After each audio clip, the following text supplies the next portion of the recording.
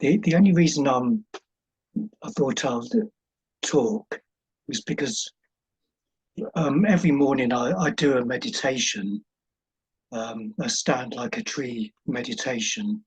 But the thing of forgiveness came in, and it's a reoccurring thing which causes problems because I was trying to forgive something, but then like a political issue came up, and a great deal of anger and disturbance. So I just put it to one side. But all it was is like that I suddenly remembered this thought came up about what happened to the Australian Aborigines, and it was it was when they tested an atomic bomb on their land and didn't tell them. They were not warned, and there's three governments involved: the British, the Australians, and the Americans. And I just remember it just made I think it was the person who was talking on behalf of the American government, saying how grateful he was for his cousins down under for allowing them to use their land to do this. And there's just, I don't know how to put it. There's just such, I mean, not even anger is the right word for it. I can't really describe the emotion. It's I thought I just wanted to bring it up. I mean, I'm sorry because it's quite a heavy and dark thing. And I know people have tried to address it. I know, strangely enough, I know it's only a sci-fi, but I think even in Star Wars, they sort of addressed that when Darth Vader, before he became like a Dark Lord, he was meant to be someone very noble. But what made him become dark is when this horrible gang, they murdered his mum. And that's what is like the beginning. Yeah, it's so great, isn't it, Star Wars? Yeah. It's so perfect. You sometimes wonder, are these people awakened? They're awakening things in such detail. Yeah. Yeah. So yeah, that's so super sad. I don't know where you went, Schumann. Oh, you're still there. yeah. That's so super sad that that happened. Yeah. Yeah. That's really sad on the human level.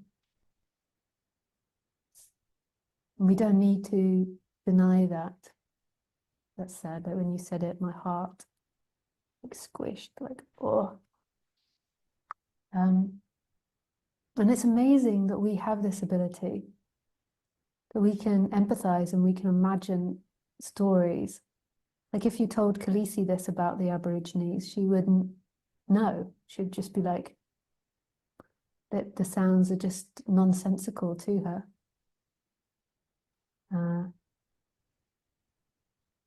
But we have this ability where we can put sounds together and then we can imagine this event happening in Australia. And that's really beautiful that we can do that, because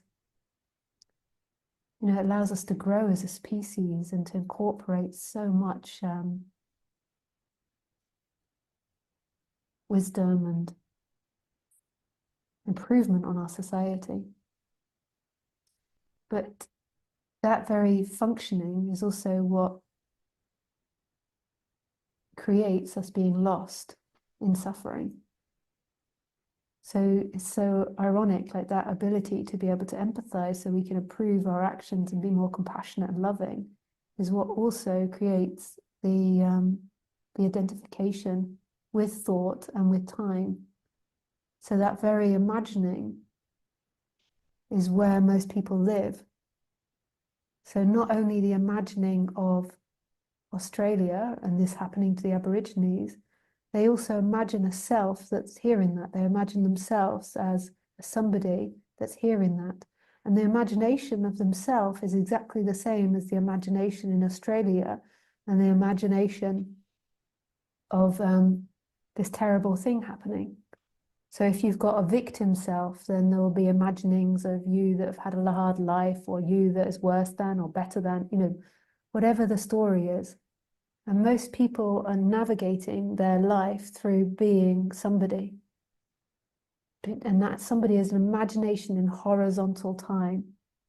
That somebody experienced past and is going somewhere, and it's arising in the same way that we write stories through words.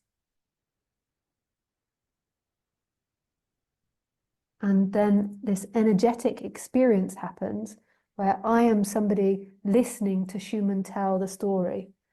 And then that's the experience. And there's a forgetting of what we truly are as the pure beingness and the empty looking. And that's the only freedom there is.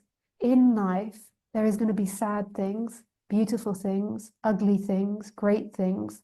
It doesn't mean that we can't be advocates for changing situations. It doesn't mean that we can't try to stop doing those things. Like the ability to speak, the ability to think, inevitably will induce empathy. You know, and Khaleesi's like killing an animal. She can't empathize with the animal. She can't think about the animal and what the animal's experiencing and relate to it. It's just an object to her. So our ability to think will naturally help us to be more empathetic.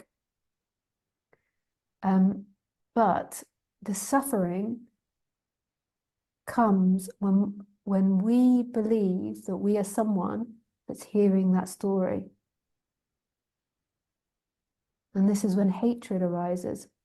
And then the people that did that to the Aborigine people, for sure they would have been in suffering and had hatred in their heart.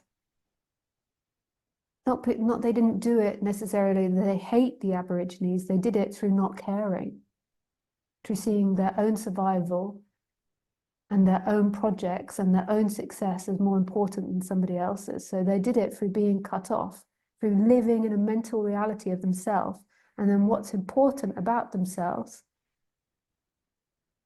is what they're focusing on. And most probably for those people that ordered it, their most important thing is to be successful. Is to be somebody with a name, to be successful, to keep the job, to keep the money, to keep the security, and be better than other people. And that's totally about a mind-bound reality. Whereas if they came back to right now, and they were in contact with their whole body, unless they're a narcissist or they're sociopath or psychopath, their whole body, that most probably wouldn't want to do it.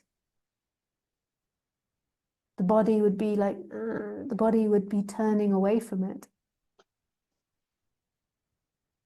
But their mental reality keeps them going because there is a them that's going to conquer and be more successful, that's going to get the information about the nuclear bomb before the Russians do, whatever it is that they're doing. And that's all time bound. That's all a story of you, me in time, me doing something, me being something.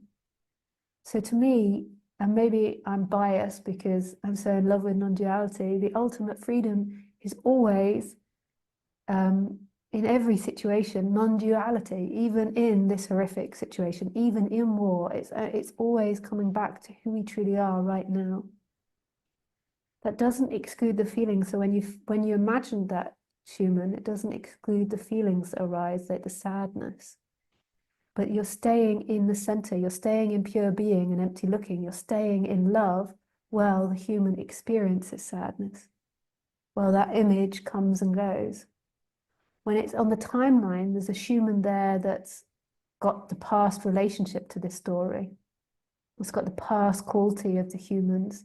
It's got the maybe dislike or hatred towards the humans, or wanting to be better or worse than, or feeling lower than or higher than. But right here, yeah, the body is conditioned, but it's conditioned in a more simpler way than imagination. So there could be sadness because it reminds you of the way you were treated at school, for example. But it's here right now in the visceral experience. And that's the not spiritual bypassing, when we really feel the feelings and then they come and go, but they're not being elongated through a story of you. They're right here. So who you are is the empty looking and the pure being. And if that still feels like you don't know what that is, then you could say you're like, what you're trying to do is you're trying to put your attention in the I am, in the personalized being, and the personalized consciousness, which is the movement of the screen, is putting its attention in the I am. So that's the Nisargadatta practice, or the non-duality practice that's often prescribed, is being present and then allowing and accepting everything that's arising. And that's a very wise practice. But it's not you that's going to get somewhere through that practice. What's going to happen is through that apparent practice, you get less, and then there's an absorption into the big consciousness and the big I am, or the impersonal I am and the impersonal consciousness, whatever you call it. Yeah, thank you. I found what you said very helpful on many levels. I think on one level, because you explained their behavior, it just gave some ease to me, being completely in the mind and thinking in terms of their own personal agenda, but it just made it easier for me on that part. Less, I'm sorry to be blunt, less, it's not a very nice thing, hatred, but less, I don't even know if hatred was the word, but less of that. And it's just something came into my head. It's just that also maybe thank God that there's a deep love somewhere as well. That can absorb such atrocities. I mean, thank God there's an incredibly deep love that can take that. That's beautifully said, Schumann. The people that did it, they hate themselves. I know that sounds really weird because so Roger used to be really extreme with this. He used to call seeking hate. So you don't have to do that if that makes you feel bad about yourself or anything, but he used to call seeking forms of hate. It can be less hate or more hate, but what he means is you're trying to get away from yourself.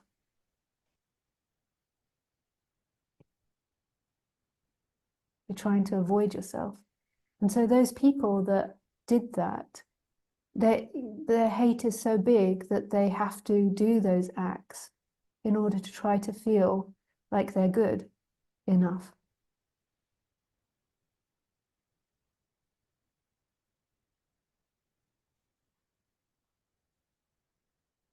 I don't know if you muted yourself. No, sorry, I heard. It feels true what you said. I didn't say anything because it does feel true, but there's different levels of truly appreciating something. Even it just feels true. I didn't just want to say glibly say, oh yeah, that feels true. No, there is different levels. It's interesting, isn't it, how you can hear something and then 10 years later you can hear it so differently. Yeah, exactly. Thank you very much, Lisa. Yes. Thank you, Schumann. Thank you. Yeah. Thank you. Okay.